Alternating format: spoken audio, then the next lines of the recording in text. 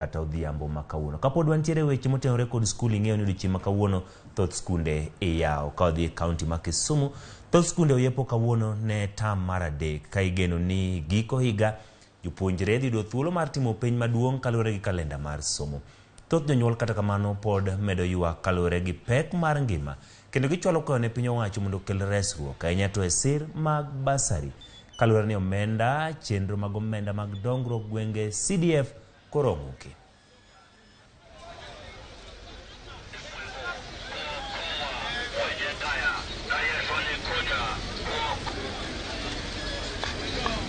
Corona nini kalenda oinyowa ma 1 week nyathi odhi school, in the next 1 week kendo chako duogo japuonj to dwaro pesa mana kama kawaida.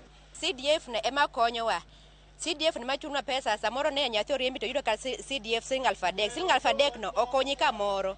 Koro kik gol gino, CDF ma konyo jonyuol. Joma onge go mok nyal, CDF konyo mang'eny. En we yudo ka jonyuol moko pod fuko gini nono.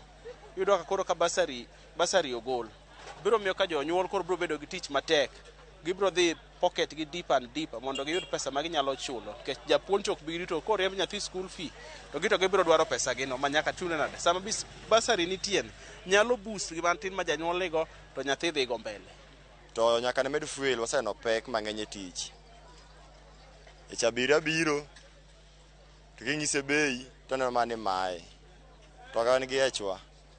Koro wako sirikal kanya winjowa to dwok no bech mafuta chien. Walewo gi nyithinde dhout. Kata sani nyithindo pok odhi.